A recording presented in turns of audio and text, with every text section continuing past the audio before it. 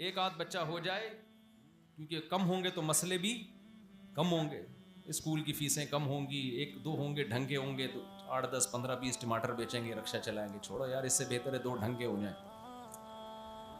تو یہ مسئلہ وہاں سے شروع ہوتا ہے, پیدائش روکی جاتی ہے, کیونکہ مسئلہ سب سے بڑا سمجھا جاتا ہے پیسے کو, ایجوکیشن کو, صحت کو.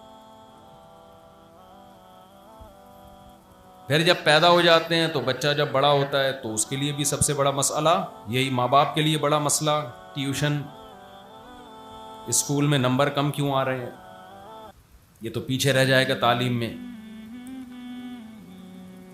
تعلیم میں پیچھے رہ گیا, ٹینشنیں لینا شروع کر دیتے ہیں, اف کیا بنے گا اس کا, کمبخت تیرے نمبر کم کیوں آ رہے ہیں امتحان میں. اس لیے تو 2 تھوڑی پیدا کیے تھے کہ یہ 2 کا بھی یہ حال نکلے. ایک ہی انڈا وہ بھی گندا, کہتے ہیں نا. 2 تو ہم نے اس لیے 2 کے بعد روک لیا تھا کہ 2 تو کم از کم ڈھنگ کے ہوں. اس کے بعد بچہ بڑا ہوتا ہے, اگر ایجوکیشن میں کمال پیدا کر لیا تو جاب کا بہت بڑا مسئلہ, سمجھ رہے ہیں. یہ ایک نیا مسئلہ ہے یار, اس کو اچھی جاب مل جائے, بزنس مل جائے, وہ نہیں مل رہا تو ایک ٹینشن. پھر مسئلہ یہ ہوتا ہے کہ جی جاب اگر نہیں ملے تو مسئلہ ہی میں پھر وہ ناکام, وہ کیا ہے, ناکام ترین آدمی دنیا کا. ہر طرف سے تانے سننے کو ملیں گے اس کو, ماں باپ الگ تانے دیں گے, پڑھا رہتا ہے کسی کام کا نہیں ہے, دوست ویسے ہی دوستیاں ختم کر دیں گے, یار چائے کے پیسے بھی ہمیں ہی دینے پڑتے ہیں اس کو جب چائے پلاؤ. آہستہ آہستہ آپ کے ریلیشن کیا ہونا شروع ہو جاتے ہیں, بولو نا, کمزور. اور اگر آپ کے پاس پیسہ آ گیا تو مسئلے بھی ختم نہیں ہوئے. جب پیسہ آیا تو پھر آپ کی شادی ہوگی, شادی کے بعد ایک نیا مسئلہ, بیگم کنٹرول میں ہی نہیں ہے, 20 قسم کے بیگم کے مسائل, ماں سے تمیز سے بات نہیں کرتی, یہ کرتی ہے وہ کرتی ہے وغیرہ. شادی کی خوشی 1 آدھ سال کی ہوتی ہے, اس کے بعد لوگ, وہ ایک سردار جی اپنی ویڈیو دیکھ کے رو رہے تھے, کسی نے کہا کہ شاید کوئی فلم میں سین آ گیا جذباتی. سردار جی سے پوچھا جی کیا کوئی جذباتی سین ہے جس پہ رو رہے, کہہ رہے ہیں اپنی شادی کی ویڈیو دیکھ کے رو رہا ہوں. فری ہو جاتا ہے انسان. پھر اولاد ہے, پھر اولاد کے مسائل, بھائی اس کو پالنا ہے, اس کی فیسیں, مہنگائی, یہ مسئلے چل رہے ہیں نا. اور جب اس اسٹیج پہ انسان پہنچتا ہے تو آگے مسائل کی ایک دنیا کھڑی ہوتی ہے جس کو بڑھاپا کہا جاتا ہے. جس کو کیا کہا جاتا ہے, اب یہ مسائل نہیں ہے, اب تو مسئلہ یہ ہے کہ شوگر اپ اینڈ ڈاؤن ہوتی رہتی ہے. اب وہ سارے مسئلے جو مسئلے تھے نا, وہ مسئلے نہیں رہے, اس سے بڑے بڑے مسائل پیدا ہو گئے ہیں. سر پہ بال کیوں نہیں آ رہے, 40 سال کے بعد بال گرنا شروع, پہلے بال سفید ہونا شروع, یار یہ کیا ہو گیا, میرے بال کیوں سفید ہو رہے ہیں. حکیموں کے پاس جائے گا, ڈاکٹروں کے پاس جائے گا, یوٹیوب پہ سرچ کرے گا بال کیسے کالے کیے جائیں.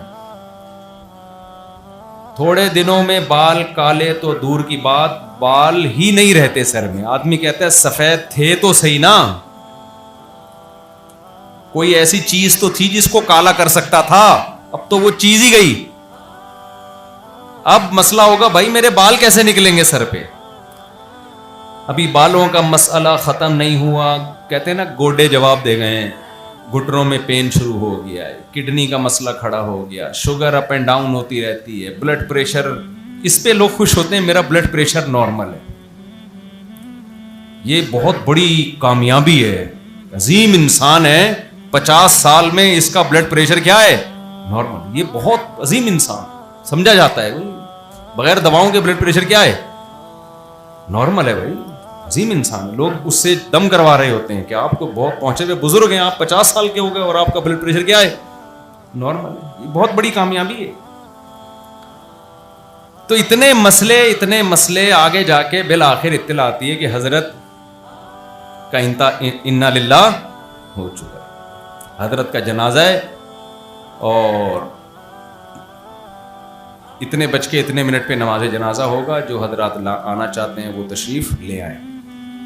اس کے بعد وہ حضرت قبر میں گئے اور نئے نئے حضرت مارکیٹ میں آنا جتنے بھی ہم جیسے حضرت ہیں وہ سب اسی طرح مارکیٹ میں آئے, اس پروسیس کو پورا کر کے مارکیٹ سے شارٹ ہو گئے. یہ کیا کوئی زندگی ہے میرے بھائی؟ بولو نا.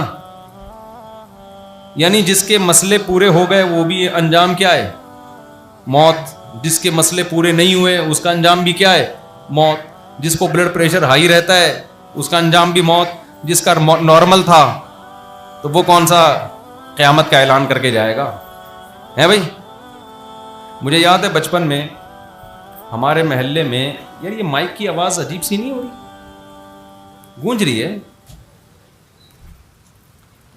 تو ہمیں یاد ہے, گونج کے میرے ہی کانوں میں آ رہی ہے دوبارہ.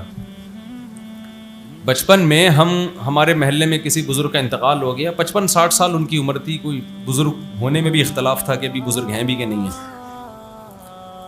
جب ابھی کچھ بہتر ہوئی ہے. جب ان کا انتقال ہوا نا تو جنازے میں ہم بھی گئے. تو آپ کو یاد ہے کہ جنازے میں لوگ کیا باتیں کیا کرتے تھے؟ بھائی موت تو برحق ہے, ہم سب نے جانا ہے. لیکن میں نے اس جنازے میں ماڈرن بزرگ دیکھے. یہ پرانے زمانے کے بزرگ ہوا کرتے تھے جو اس قسم کی باتیں کیا کرتے تھے. جنازے کو دیکھ کے, میت کو دیکھ کے یہ باتیں کیا کرتے تھے. بھائی ایک دن ہم بھی پٹے پہ لیٹے ہوئے ہوں گے, بھائی ایک دن ہمیں بھی اٹھا کے لے جا رہے ہوں گے لوگ.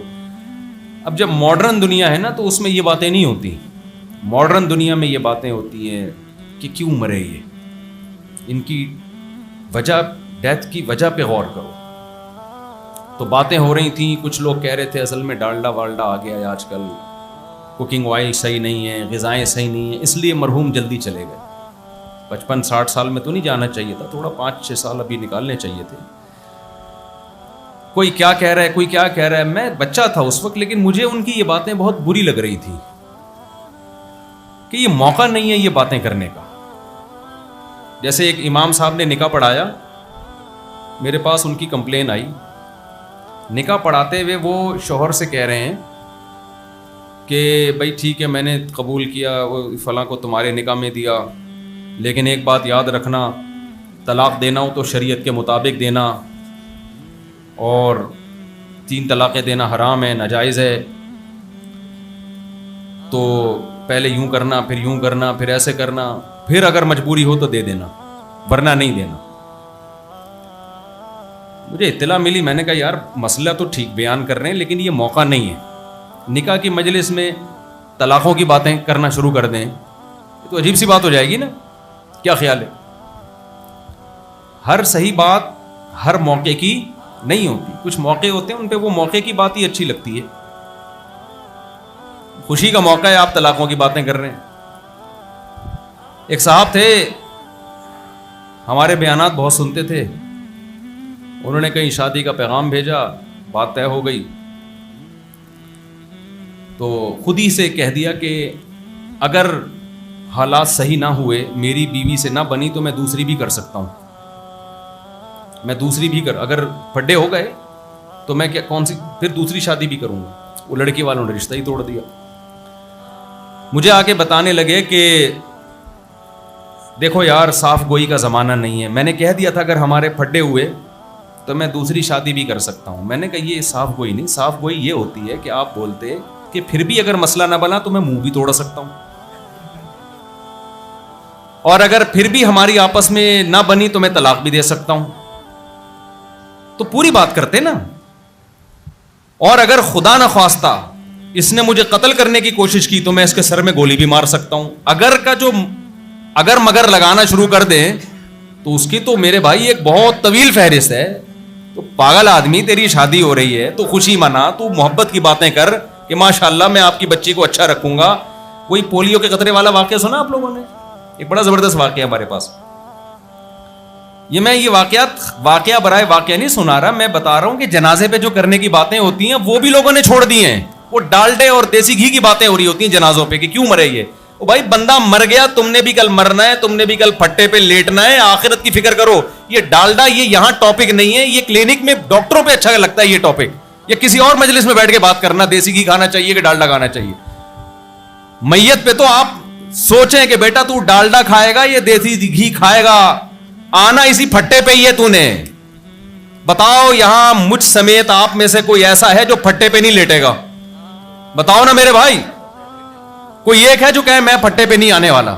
آج آپ ڈبل بیڈ پہ سو رہے ہو، آج آپ ایئر کنڈیشن کمروں میں سو رہے ہو، آج کبھی اے سی کا ٹیمپریچر 17 پہ لے کے آ رہے ہو، ٹھنڈ لگ رہی ہے تو بڑھا کے 22 پہ لے کے جا رہے ہو، اور اٹھنا بھی نہیں پڑ رہا. اتنی سہولت والی زندگی، وہیں بیٹھے بیٹھے نا بٹن دبا کے اے سی کو سیٹ کر رہا ہوتا ہے. میرے بھائی ایک دن بہت جلد پھٹا بھی آنے والا ہے. مسجد میں جا کے جو پھٹے ہیں نا، ان پھٹوں کی بات کر رہا ہوں میں.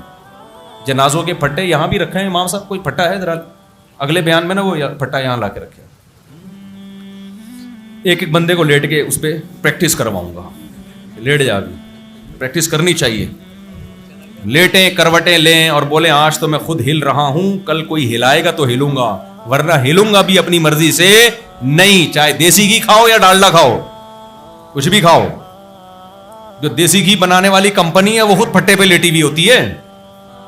اس کے سارے ڈائریکٹر اور شرکا وہ بھی پھٹے پہ لیٹیں گے ایک دن آ کے. تو ہمارے